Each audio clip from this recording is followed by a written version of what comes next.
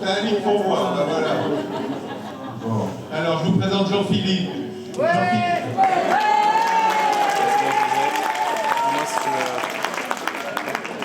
Voilà, il en parle. Ouais, vraiment. Jean-Philippe Couillet, prof d'anglais, auditeur, non c'est pas auditeur, écrivain, hein, catholique. Enfin, il y en a un. Et donc, ce matin, il y a des photos. Un survivant, c'était chouette. C'était chouette. Catholique, il a 6 enfants. Ah, où est-ce qu'il est? Bravo! Bravo! Tu as donné 3 sous, Mathieu? 4 sous? Bon, tu peux rester. Voilà. Et je ne sais pas ce qu'il va nous dire, mais moi je me rappelle la dernière fois qu'il est venu à l'île, tout est possible, il nous a parlé de la croix. Il nous a parlé du sacrifice de Jésus à la croix, parce qu'on ne se rend pas compte de ce qu'a vécu Jésus, on s'en rendra jamais compte d'ailleurs, c'est pas grave. Mais quelquefois il est bon de méditer sur le mystère de la passion. Parce que la résurrection c'est facile, c'est chouette, mais avant la résurrection, comme chacun de nous dans nos vies, dans chacune de nos vies, si on veut la vraie résurrection, il faut passer par la vraie mort, la petite mort, et l'accompagner avec Jésus et avec lui en vie. Vous êtes d'accord? Oui. Voilà, alors je ne sais pas ce qu'il va nous dire, et je lui passe la parole. On lève nos mains vers lui et on le bénit au nom de Jésus. Sois béni, sois béni en abondance, et merci pour ton message que le Seigneur met dans ton cœur. Amen. Merci les amis, merci pour votre prière, merci d'être là. J'ai l'impression qu'on est en famille. Amen ou pas amen? Déjà, j'ai mon fils qui est là, donc voilà, on est déjà un peu en famille. Et puis j'ai aussi ma famille belge qui est là. On vit une belle histoire à Bruxelles depuis plus d'1 an, 1 an et demi. Et puis la famille de Lille aussi, parce que je suis venu il y a une quinzaine d'années.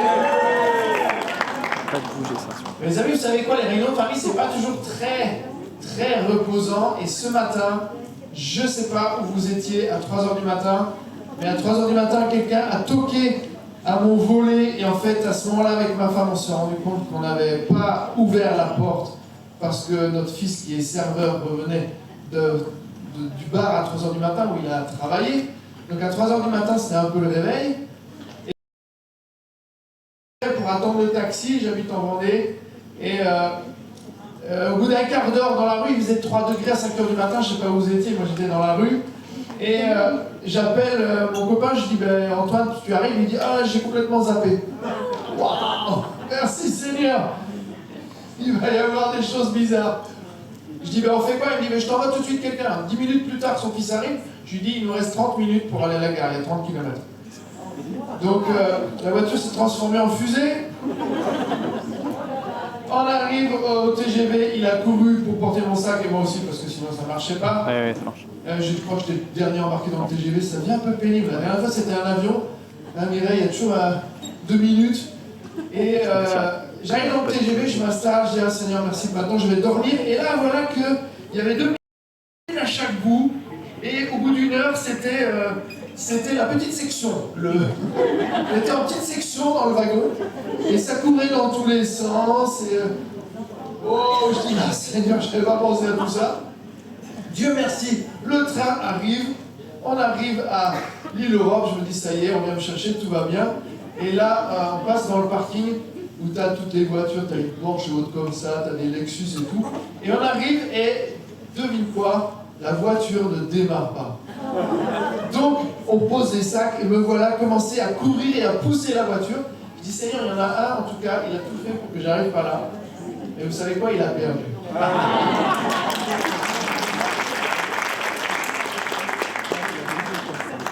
Donc, quand tu vas quelque part, surtout si tu vas pour le Seigneur, sois pas surpris qu'il y ait un peu d'opposition, un peu de combat.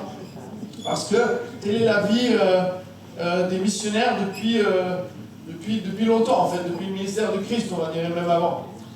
Alors, cet après-midi, si on peut éteindre au-dessus de moi, voilà, je suis venu, alors il est sympa, Louis-Michel. Louis-Michel, t'as une grâce, pour moi tu vieillis pas en fait. Je te vois aujourd'hui, tu as le même sourire qu'il y a 15 ans ou 20 ans. Et c'est extraordinaire. Amen. Donc Louis-Michel, il me fait confiance parce qu'il dit, je ne sais pas de quoi il va parler. Moi, je sais un petit peu. Donc cet après-midi, j'ai envie de vous enseigner sur l'entrée dans la terre promise. Puisqu'on a parlé tout à l'heure de Luc 12,49 où Jésus dit, je suis venu jeter un feu sur la terre et comme il m'en coûte, qu'il ne soit déjà allumé. Et en particulier, les Hébreux, il y a quelques centaines, un peu milliers d'années, se sont posé la question, il y a une terre promise pour nous quelque part, sans doute un endroit où on va pouvoir rayonner, mais comment faire pour que nous puissions rentrer dans la terre promise. Donc la terre promise, c'est tout d'abord un récit biblique. C'est aussi un témoignage, c'est un témoignage de ce par quoi ils sont passés. C'est une aspiration qui nous invite nous-mêmes à devenir, à s'abandonner et à accomplir quelque chose. Donc c'est dans ce cadre que je voudrais vous parler de cette entrée dans la terre promise. Donc la terre promise, c'est déjà une terre géographique à conquérir. Dans le récit biblique, Moïse est clairement conduit à guider le peuple pour l'emmener en terre promise. On voit en particulier dans le livre de l'Exode leur trajet et aussi leur récrimination, puisqu'ils récriminent contre Moïse, disant « Pourquoi tu nous as fait sortir, on était mieux en Égypte avec les marmites de viande, etc. » Et c'est pas forcément simple d'arriver dans cette terre promise. On sait que Moïse lui-même ne rentre pas parce qu'il a frappé 2 fois sur le rocher et qu'à un moment donné, il a manqué de confiance en Dieu. Cette terre promise, si le Seigneur veut t'y emmener, ou s'il a voulu y emmener le peuple hébreu, c'est parce que c'est une terre de mission. Et c'est là que le Seigneur veut t'emmener parce qu'il a un projet pour toi. Et bien souvent, c'est un endroit où toi-même, tu n'avais pas pensé aller. Alors moi, je n'avais jamais pensé avoir une telle grâce dans ces échanges qu'on a depuis un an avec la Belgique, avec le groupe de Siloé. Si vous êtes quelque part à Bruxelles, un mercredi soir, allez au groupe de Siloé avec l'église Saint-Marc. C'est bien ça? Oui. Voilà. Le Seigneur, en fait, il t'emmène dans un endroit que toi, tu n'avais pas pensé. Tu t'étais dit, je vais faire ça, ça et ça. Et en fait, le Seigneur te dit, mais en fait, c'est pas là que je veux t'emmener. Il y a 25 ans, avec mon épouse, on se disait, on pourrait déménager, pourquoi pas. Donc moi, j'ai ma famille sur la côte vendéenne, là où il y a les plages. Et je me disais, on pourrait habiter pas très loin. Dans une université où j'enseigne, qui est à La Roche-sur-Yon, je me disais, on pourrait habiter à La Roche-sur-Yon. C'est à 1 demi-heure de la plage, c'est sympa. Et puis il y a l'université à côté. Ensuite, je me disais, Cholet, c'est sympa. Cholet, il y a les franciscains de Cholet, qui sont maintenant aussi les franciscains de Bruxelles. Donc moi, je suis né à Cholet, il y a les liens avec les franciscains, pourquoi pas, Seigneur. Puis aussi, il y avait Angers. Angers, c'était sympa parce qu'à Angers, il y a une université où je suis allé, où j'aime bien.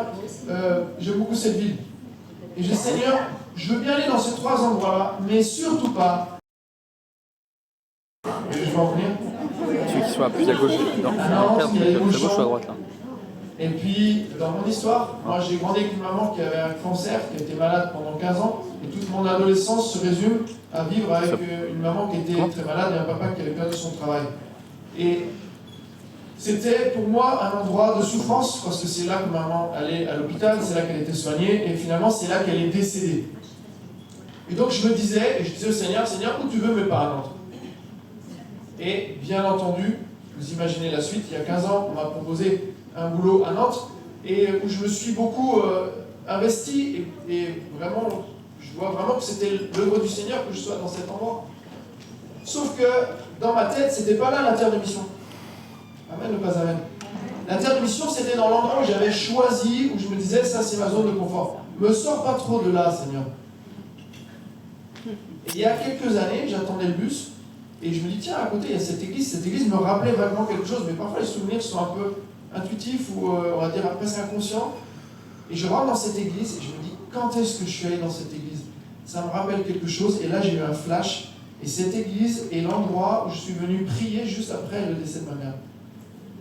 Elle avait expiré à l'hôpital, et donc ma famille était restée, moi j'avais besoin de prier le Seigneur, et je suis allé prier dans cette église.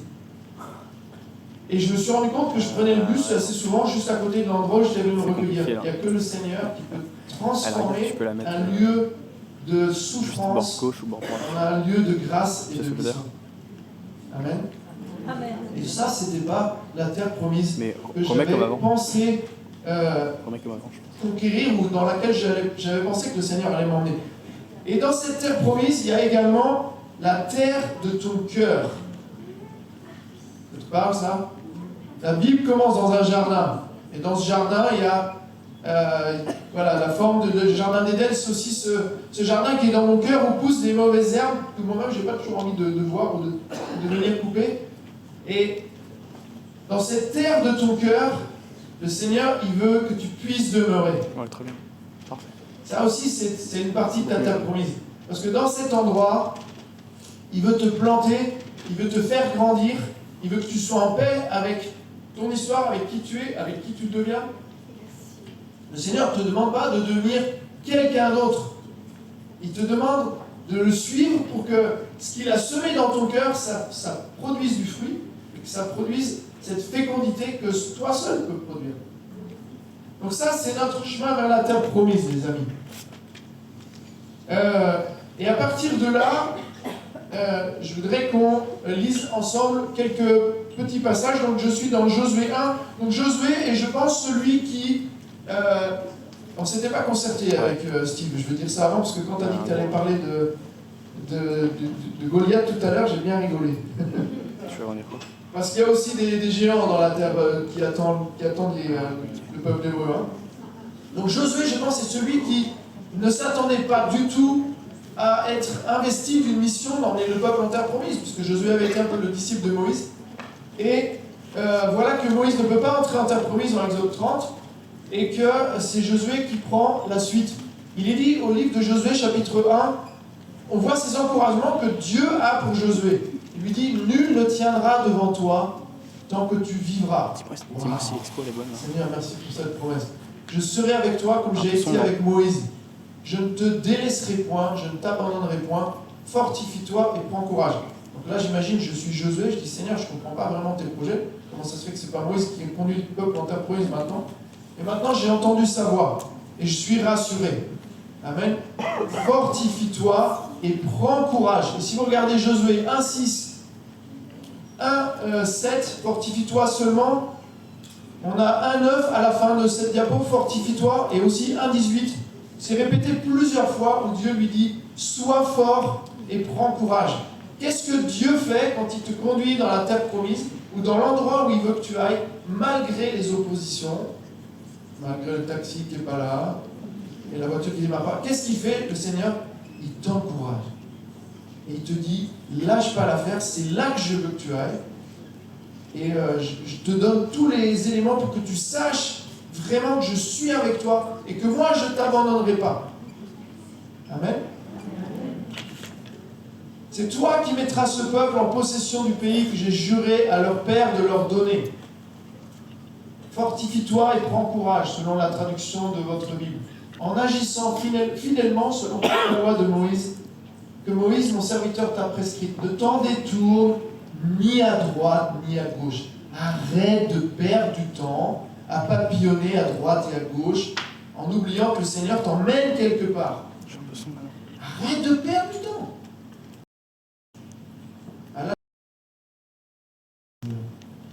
Et c'était une sorte de pacte de non-agression. J'avais dit au Seigneur, tu me fous la paix. Tout ce qui s'est passé dans ma famille, ma mère est décédée, même si elle croyait en toi, c'était pas terrible, sa foi l'a pas conduit à être guérie. Et moi, je m'occupe pas de toi et on fait comme ça. Et j'essayais de trouver le bonheur comme ça, j'essayais de me persuader que je pouvais vivre comme ça. Et je me souviendrai toujours, un jour, je faisais du stop. J'étais au sud d'Angers, à un endroit où vendredi soir, il passe des milliers de voitures. Et au bout de 45 minutes, j'aurais vu passer quelques milliers. Et j'étais avec ma pancarte, et personne ne s'arrêtait. Et au bout de 45 minutes, je m'entends faire cette prière. Je dis, ok, Seigneur, envoie-moi quelqu'un. J'avais même pas fini de formuler cette prière dans mon cœur. Il y a une Mercedes coupée noire qui s'arrête devant moi, la vite descend. Le gars il fait, vous allez à Cholet, je vous emmène. Et là je me suis dit, quoi Seigneur, mais c'est aussi simple que ça en fait. Ça fait 45 minutes que je perds mon temps à lutter contre l'appel qu'il y a là dans ma terre promise, dans la terre de mon cœur. Le Seigneur disait, vous êtes, tu sais ce qu'il est dit dans l'Apocalypse, voici que je me tiens à la porte et que je frappe. Et moi, je disais, non, Seigneur, je me débrouille très bien. Et je me suis rendu compte que je perdais mon temps, en fait. Et quand tu passes ton temps en dehors du chemin que Dieu, il a pour toi, pour t'emmener vers la terre promise, effectivement, ça prend plus longtemps. Et les gens disent, je ne comprends pas, le Seigneur, il n'a pas répondu à mes prières, il ne m'entend pas, il m'a oublié.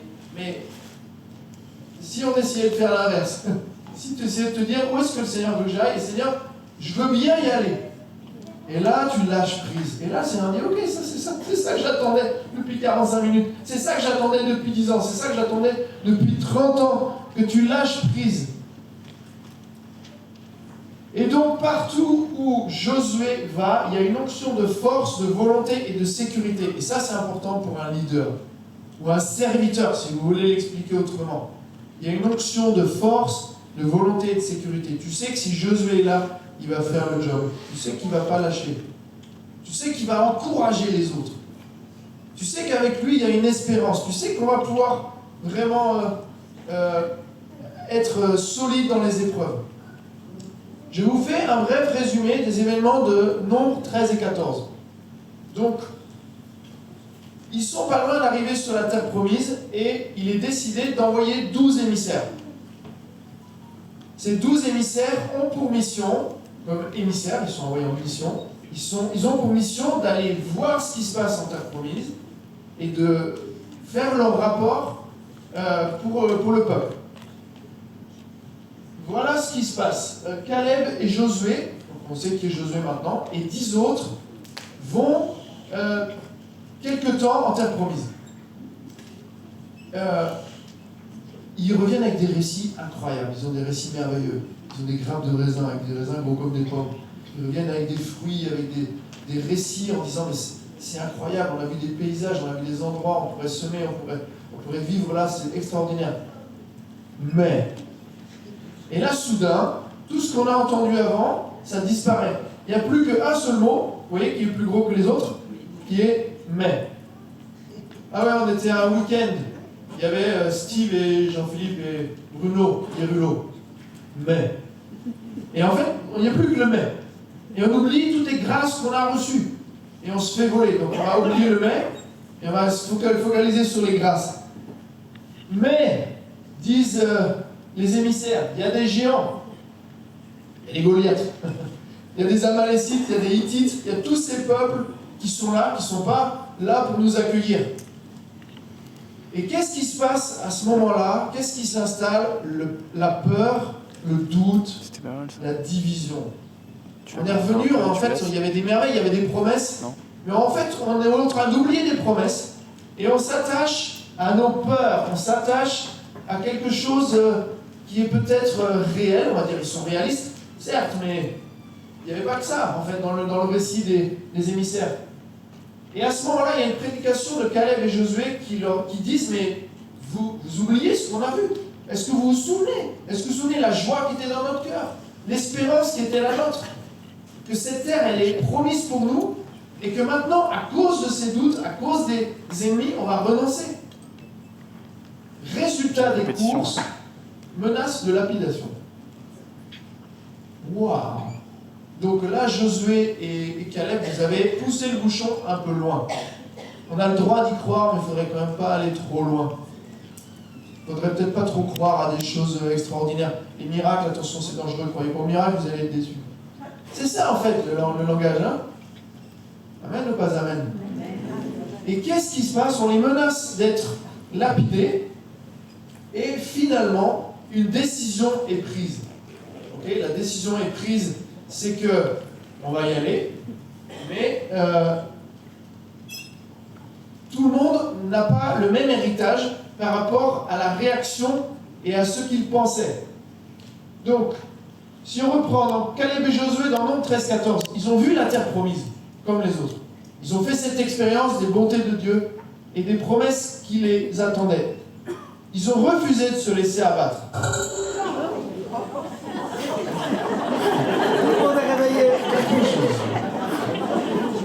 Qui n'est pas content. Nous proclamons le nom de Jésus sur cette conférence et sur le matériel. Caleb et Josué refusent de hurler avec le peuple contre Moïse à l'époque et puis contre tout le peuple.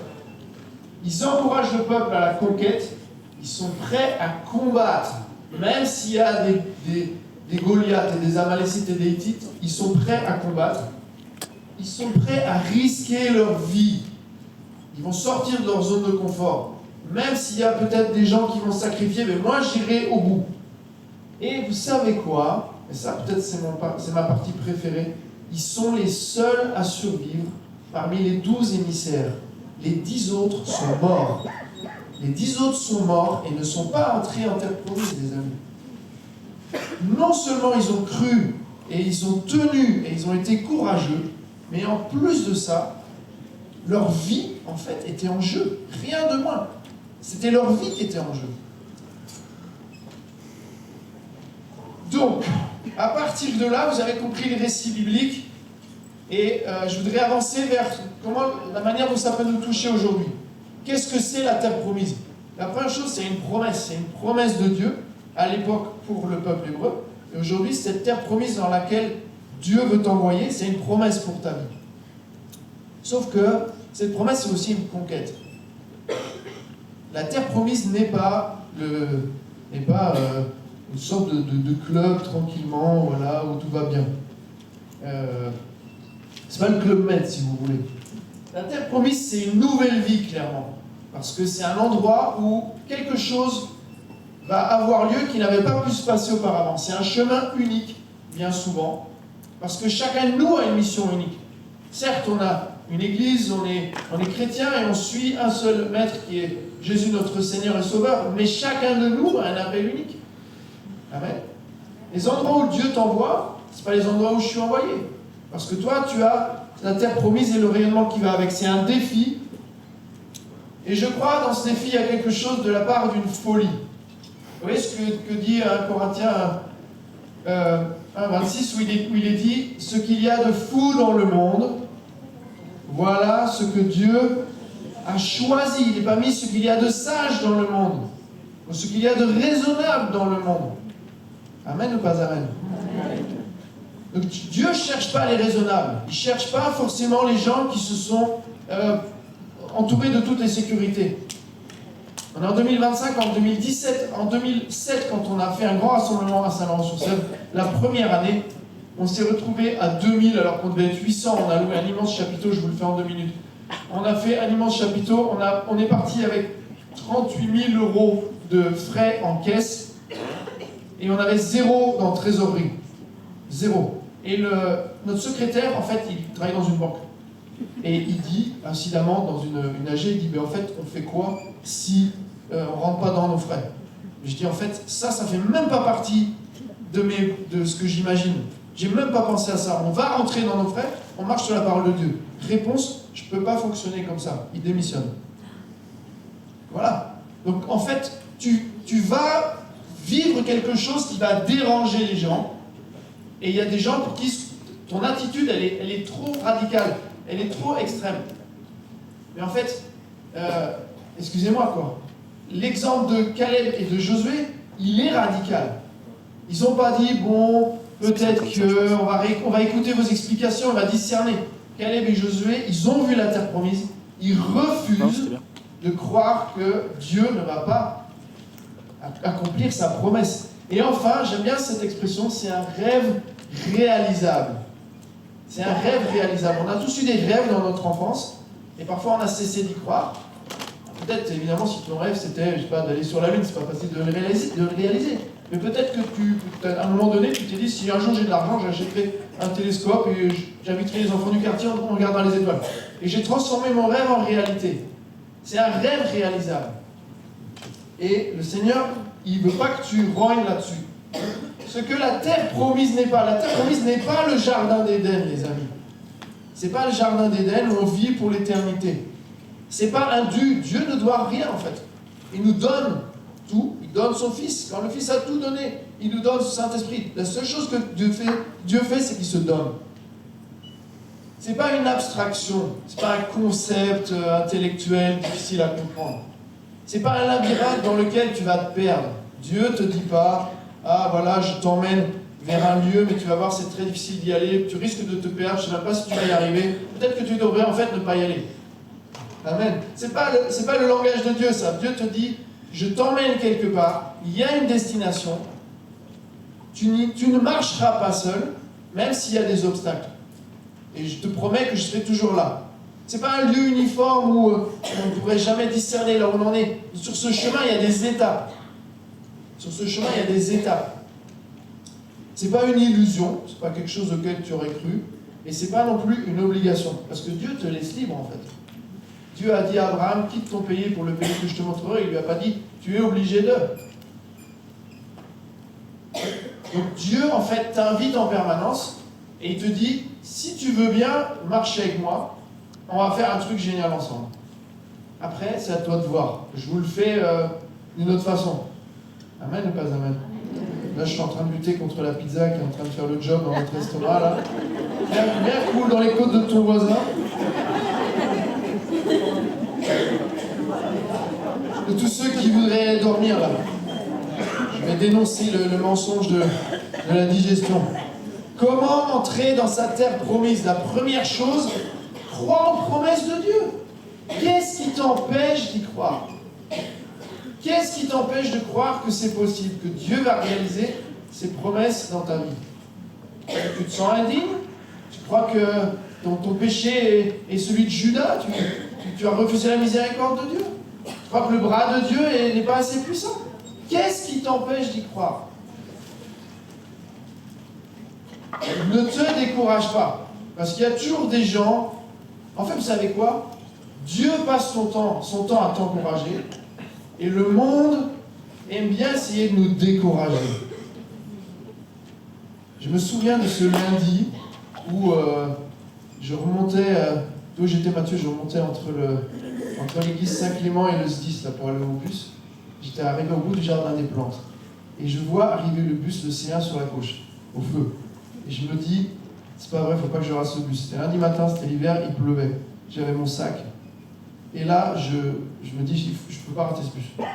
Donc, il y a 2 rues parallèles. Je sais que le bus va remonter par la rue gauche et moi, je suis sur la rue de droite. Et donc, je commence à courir comme un dératé. Donc, il est 8h moins le quart. Je suis avec mon sac, je cours et j'entends le bus le fait passer au vert et le bus est en train de remonter. Il va faire le tour de l'église et ensuite, il va passer devant moi et il va s'arrêter 200 mètres plus loin.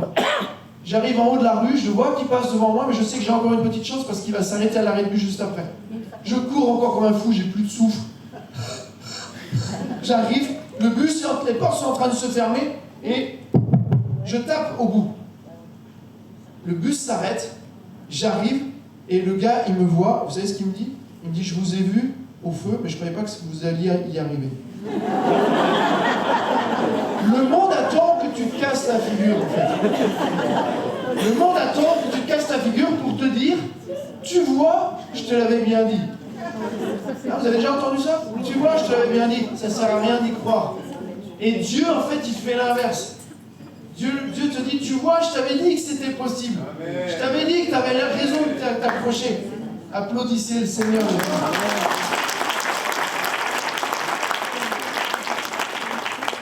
Dieu, c'est le méga coach de ta vie. C'est un super coach, tu ne peux pas rêver mieux. Alors, où est-ce qu'on en est? Eh bien, dans cette terre promise, il va falloir affronter les géants. Alors, je ne sais pas vous, mais moi, je me souviens quand j'étais petit, et qu'il y avait le gros balèze dans la cour qui voulait te voler ton goûter. Donc, tu as plus ou moins 3 stratégies. La première, c'est de dire, si tu recommences, je vais aller chercher mon grand frère. Bon, pas de chance, moi, j'ai pas de grand frère, je suis l'aîné. La deuxième solution, c'est que le gros balèze, il tape fort, mais tu tapes plus fort que lui. Et la troisième solution, c'est que tu cours vite. Donc, moi, je faisais partie de la troisième solution. Donc, j'avais perdu mon goûter, mais je pouvais courir vite. Tu ne peux pas fonctionner comme ça dans la vie spirituelle. Tu ne peux pas t'en aller parce qu'il y a un ennemi devant toi. Mais tu vas te battre avec les armes spirituelles. Amen. Pas avec tes propres forces. Pas comme les gens qui disent le 1er janvier, demain, j'arrête de manger du pain avec des pâtes. En général, ça commence par demain, puis ça commence jamais. Puis en fait, ils sont avec leur tête. Et aujourd'hui, dans le développement personnel, on parle beaucoup de la motivation. Elle est importante, cette motivation, mais il y a quelqu'un qui a dit que ta volonté soit faite. Donc si c'est la volonté de Dieu et que ta volonté est alignée, à tous les deux, vous allez faire un truc incroyable. Amen. Mais pour ça, il faut avoir le courage d'affronter les géants. Oui, il y a un géant en face de moi. Est-ce que j'ai peur? Peut-être que j'ai peur. Est-ce que je suis tout seul? Non. J'ai Jésus avec moi. J'ai l'Esprit Saint. J'ai la parole de Dieu. Jésus a affronté le diable au désert avec la parole de Dieu. Amen. Se remettre en cause. Si tu ne te remets pas en cause, peut-être une fois par jour, c'est qu'il y a un problème. Parce que tu crois que tu es arrivé au bout du chemin, tu n'es pas arrivé de temps en temps, tu as besoin de te dire, est-ce que c'était bien ce que j'ai fait? Est-ce que je pouvais améliorer ce que j'ai dit? Je vais être cash avec vous, il y a à peu près 15 jours. Il y a 15 jours, j'ai présenté cette présentation dans une petite paroisse du sud de la France. Et en fait, je pense que ma présentation n'était pas assez bien étayée. Et des gens ont fait des remarques que j'ai accueillies, je pense, avec, en écoutant bien ce qu'ils avaient à dire. Et je me suis dit, Seigneur, je me remets en cause. Ma présentation, sans doute, je peux travailler dessus. Et je me suis dit, je vais travailler dessus. Et la présenter à Lille. Amen. Donc, je suis obligé de me remettre en cause. Sinon, ça veut dire que, quelque part, je m'occupe que de mon petit nombril, que je vais me vexer pour rien, etc. On avance ensemble. Il n'est pas dit qu'ils sont partis tous de leur côté. Ils étaient un peuple, ils étaient peut-être, on dit aujourd'hui peut-être 1 200 000, et ils ne se sont pas dispersés pendant ces 40 ans. Ça ne vous semble pas bizarre? Ils sont restés ensemble, même s'il y avait des divisions entre eux, mais ils ont avancé ensemble. Garde les yeux fixés sur le Christ. Garde les yeux fixés sur le Christ. Et vous savez quoi, il y a une parole qui me touche beaucoup. Jésus dit, je crois que c'est dans Matthieu 22, où il dit, lorsque j'aurai été élevé de terre, j'attirerai à moi tous les hommes. Je ne sais pas comment vous entendez ce verset, mais bien sûr, lorsque j'aurai été élevé de terre, lorsque j'aurai été ressuscité, le jour de l'ascension, on voit les disciples lever les yeux. Mais j'aime aussi penser que sur la croix, Jésus a été physiquement élevé de terre. Et vous savez quoi? Mystérieusement, comme a dit tout à l'heure le Michel, mais mystérieusement, dans la croix, même dans la contemplation du Christ en croix, je crois, il y a quelque chose qui nous attire. Peut-être là c'est un peu surprenant ce que je suis en train de dire.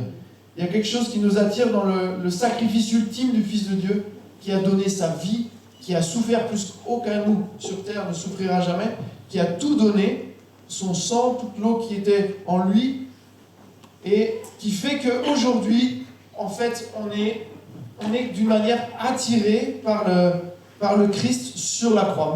Bien sûr, le Christ n'est plus sur la croix, mais c'est comme s'il y avait une grâce. La grâce de la croix, elle coule de toujours à toujours. La grâce de la résurrection coule de toujours à toujours. Demandez de l'aide. Fais pas comme les gens. Alors, je ne sais pas comment ces dames vous fonctionnez, mais en tout cas, ce que je veux dire, je pense que c'est très masculin. Il y a beaucoup de mecs qui disent « J'ai pas besoin, t'en fais pas, je gère. » Je gère. Parce que quand tu es un mec, il ne faut pas montrer que tu as besoin des autres, il ne faut pas montrer tes faiblesses, il ne faut pas montrer à tes enfants que parfois tu doutes ou tu pleures. Voilà, je gère, je suis un mec fort. En fait, tu n'es pas fort du tout, et à l'intérieur de toi, tu as besoin d'aide. Restez lucide, parce que si on ne reste pas lucide, à un moment donné, on va dans le mur. Et malheureusement, on a beaucoup d'exemples autour de nous de burn-out. L'année dernière, je suis passé tout près, je sais de quoi je parle, j'ai passé 3 semaines complètement HS. Et j'allais à l'adoration, j'allais prier, et dans mon cœur, j'avais juste un cri. J'arrivais même plus à prier tellement j'étais dans la souffrance.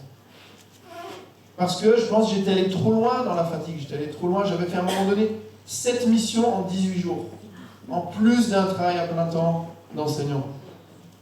C'était pas raisonnable en fait.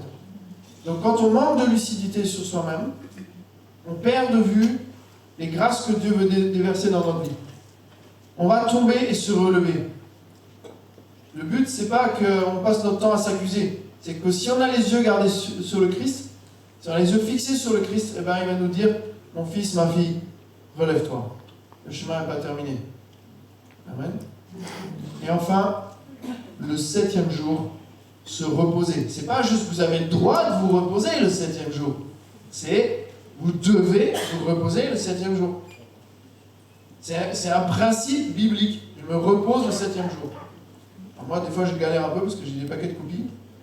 Je dis, j'essaie de négocier avec moi-même. Je dis, Seigneur, voilà, il faut absolument que je rentre ce paquet lundi. J'ai besoin d'1h30 lundi, dimanche matin pour terminer.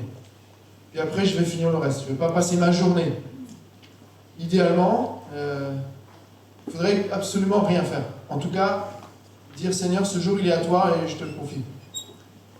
Mais sachez que ce n'est pas juste une proposition, le repos du 7e jour. Voilà. Comment perdre de vue la terre promise? Parce que c'est aussi très facile de perdre de vue. Et ben voilà, vous faites l'inverse de ce que je viens d'expliquer. Croire au mensonge. Il y a beaucoup de gens qui aiment croire au mensonge. Et même, il y a des gens, ils sont tellement... vous savez, la différence entre les pessimistes et les optimistes, en fait, elle est ténue. Le pessimiste dit, tu vois, je te l'avais bien dit. Je t'avais bien dit qu'on raterait notre train. J'avais bien dit qu'il allait pleuvoir, je t'avais bien dit que ça n'allait pas marcher. Et l'optimiste, il dit, tu vois, je t'avais bien dit qu'on pourrait y arriver. En fait, ils ont la même logique, mais ils n'entendent pas le même message. Donc si toi, tu crois en mensonge, tu vas voir ce que ça entraîne.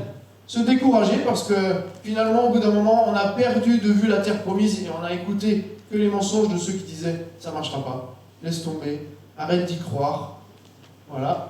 On a fui face aux géants parce qu'il y avait trop de combats et au bout d'un moment, on a dit « je dépose les armes, c'est pas grave, je serai prisonnier, je vais oublier tout ça ». Ne prendre aucun risque. Je prends aucun risque, je prends une assurance dans tout ce que je fais. Je suis toujours hyper dans ma zone de confort. Comme ça, il ne m'arrivera rien. Gardez les yeux fixés sur soi-même, en particulier si vous êtes comme moi, vous avez un truc ici qui s'appelle le nombril.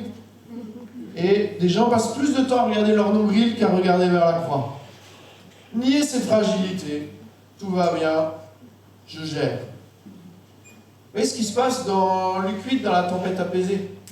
Les disciples réveillent Jésus au moment où la barque est en train de prendre l'eau. Ça fait au moins 2 ou 3 heures qu'ils auraient pu dire « Écoute Jésus, le gros temps arrive, on ne sait pas trop ce qui va se passer. » Et au moment où ils réveillent Jésus, ils lui disent « Maître, réveille-toi, nous sommes en train de couler, est-ce que ça te fait rien de voir qu'on est en train de mourir ?» Donc en gros, c'est la faute de Jésus.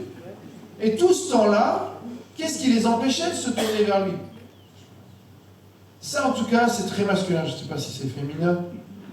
Mais pour nous, les mecs, je pense qu'il y a une espèce de fierté de dire, voilà, on va gérer, on ne gère rien du tout. Se résigner. Bah ouais, j'avais cru que c'était possible, mais finalement, j'ai dû me tromper. J'ai cru aux promesses de Dieu pendant un moment, mais voilà, ça ne marche pas. Et évidemment, ne jamais se reposer. Pour conquérir la terre promise, tu as besoin de voir, de le voir. Et c'est ça que les prophètes ont fait. Les prophètes, ils ont vu à l'avance. Et à partir de là, ils ont annoncé cette vision. De croire que tu es en train de devenir. Tu es sur un chemin, tu n'es pas arrivé. Parfois, tu vas hésiter, discerner, parce qu'on a besoin de relire. Voilà ce qui s'est passé. J'ai besoin de tirer les enseignements. Et peut-être même parfois, je vais échouer. Mais ce n'est pas la fin. Ce n'est pas parce qu'on a échoué que c'est la fin. On recommence, on se repose. On s'entraîne et on s'abandonne. Et la différence entre s'abandonner et abandonner, c'est le S apostrophe. Le S apostrophe, c'est mon rapport à ce que je suis en train de faire. Seigneur, je n'abandonne pas, mais je m'abandonne à ce que tu veux faire et comment tu veux le faire. Qui est entré dans sa terre promise? J'ai quelques exemples, sans doute vous en avez plein d'autres. Moi, j'aime bien le groupe Glorious. Et en fait, vous savez quoi? Aujourd'hui, tout le monde parle de Glorious. Je pense que si vous êtes sur YouTube, vous avez vu leurs vidéos pour prendre un temps de prière dans l'onction. Waouh, énorme. Sauf que, si vous vous souvenez, il y a une dizaine d'années, Glorious a commencé comme un groupe de rock chrétien. Et ils ont fait un album. Ils ont eu des contacts avec des grands noms qui leur ont dit allez-y, faites un deuxième album, tout ça. Et peut-être même, vous pouvez joindre notre label, même si c'est pas chrétien, la regarde, faites juste du rock. Ils se sont dit, non, on va faire du rock chrétien. Donc ils ont commencé une tournée, la deuxième tournée, et au milieu de la tournée, c'était la cata. Il n'y avait plus personne qui voulait venir les voir, et ils se sont dit, en fait, il y a un truc qui ne va pas. La mode est passée ou je sais pas quoi. Et à ce moment-là, ils sont passés du rock chrétien à la louange. Et là, ils ont crevé le plafond. Amen. Ils croyaient qu'ils étaient arrivés en terre promise. Mais ils étaient juste à la porte. Et maintenant, vous voyez, leur enfin leur onction, tous les concerts qui se trouvent dans toutes les paroisses, c'est absolument incroyable. Dallas Jenkins, c'est le réalisateur de la série The Chosen. Et il raconte qu'ils ont commencé, je pense qu'ils étaient dans un garage, à monter leur truc. Et on voit que des années plus tard, cette série, elle a une inspiration du Saint-Esprit, je pense qu'on n'avait jamais vu, on n'avait jamais représenté les scènes bibliques comme ça. Et tout le monde a une histoire à raconter. Jim Caviezel est l'acteur américain qui a joué le rôle de Jésus dans la Passion du Christ. Il a été frappé 3 fois par la foudre. Et ça lui a coûté pratiquement le reste de sa carrière. Voyons ce qui se passe à Hollywood, je me dis qu'il a quand même fait certains bons choix. Amen. Mais ça lui a coûté. Il a fait clairement un moment à donner un choix. Et sans doute qu'au moment où il est devenu acteur, il ne se disait pas un jour je vais jouer Jésus. Amen. Georges est un ami qui est venu dans un week-end d'hommes. J'ai organisé des week-ends d'hommes depuis quelques années. On va souvent marcher en montagne en fait. On va marcher en montagne, on se confie, on prie les uns pour les autres. On échange sur la parole de Dieu, on prend des temps de silence. Et Georges est venu à notre dernier week-end, il a 28 ans, a passé dans la drogue assez lourd. Et Georges a marché avec nous pendant 3 jours dans la montagne, c'était au mois de mai. Et il avait beaucoup neigé dans les Pyrénées, il n'avait jamais vu la neige de sa vie, avec l'enfance qui avait été la sienne. Même à un moment donné, il était bloqué, il ne savait pas comment faire. Et je lui ai dit, Georges, peut-être c'est compliqué, mais je ne descends pas avant toi et on redescend tous ensemble. On est redescendus tous ensemble, c'était compliqué pour lui. En plus, il était tombé dans un groupe de fous furieux parce que après avoir grimpé pendant toute une journée, il y avait une possibilité de se baigner dans la rivière à 5 degrés après, pour ceux qui voulaient. Je dis, voilà, tu fais ce que tu veux, mais voilà. Et en fait, Georges, aujourd'hui, il m'envoie encore un message tout à l'heure, il dit, je témoigne, je fais un live dans une émission chrétienne, et il est sur les réseaux. Et je me dis, mais Seigneur, voilà ce jeune qui revient de l'enfer, en fait. Il vient de l'enfer de la drogue, et il est en train de témoigner sur le réseau. Anne Elmer, mes premiers éditeurs, elle a une histoire trop extraordinaire. Elle avait un bouquin dont personne ne voulait. Elle a édité ce bouquin qui a été traduit en 20 langues, etc. J'ai le temps de raconter l'histoire du professeur Lebrun. Le professeur Lebrun, qui était un de mes profs, en fait, il nous disait qu'il allait fêter ses 50 ans de mariage et il avait demandé sa femme 10 fois en mariage. Wow, t'imagines 10 fois. Je pense que si maman m'avait dit non la première fois, je ne sais pas si je serais là maintenant. Et heureusement, elle a dit oui. Amen. 10 fois, il fallait vraiment qu'ils sachent que c'était vraiment Dieu qui les appelait. Et la 10e fois, elle a dit oui. Et ils étaient encore mariés 50 ans plus tard. Voilà, les amis, rapidement, parce qu'on n'a plus beaucoup de temps, mais voilà, je vous invite à descendre dans le creux de votre cœur. Et Seigneur, je prie cet après-midi pour que le message de la foi soit fécond cet après-midi. Et que tous ceux qui sont sur ce chemin de la terre promise, tous ceux qui s'interrogent, tous ceux qui ne comprennent pas vraiment là où le Seigneur les emmène, ils soient vraiment dociles à ce que Dieu est en train de faire. Peut-être c'est surprenant ce que Dieu est en train de faire dans ta vie. Laisse-toi surprendre. Peut-être tu as rencontré des gens que tu ne pensais pas rencontrer. Laisse-toi accompagner avec eux. Peut-être que tu es en train de vendre une maison ou d'en acheter une, ce n'était pas prévu. Laisse le Seigneur faire. Seigneur, merci de cette onction. Nous te demandons, Seigneur, pour chacun de nous, l'onction de Josué. Cet homme qui a été conduit pour guider le peuple en terre promise, qui n'a pas lâché l'affaire et qui a refusé de croire aux mensonges. Je prie qu'il n'y ait plus de mensonges dans ta vie. Et s'il y en a, que tu saches les débusquer et que tu crois vraiment aux promesses et non plus aux mensonges. Amen.